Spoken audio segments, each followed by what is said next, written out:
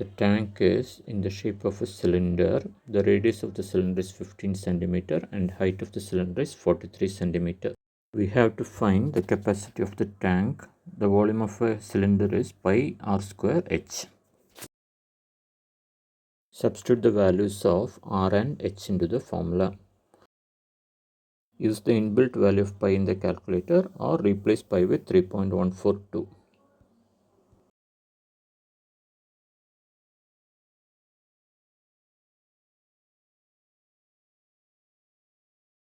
Rounding off, we get the volume to be 30,395 centimeter cube.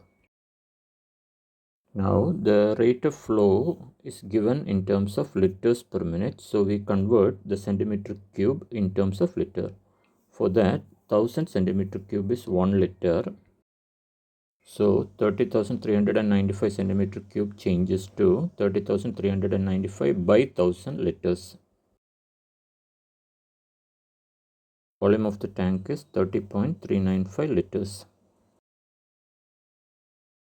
Rate of flow is given as 0.47 liters per minute. So to find the time, we divide 30.395 by 0.47. On division, we get the answer as 64.67 minutes.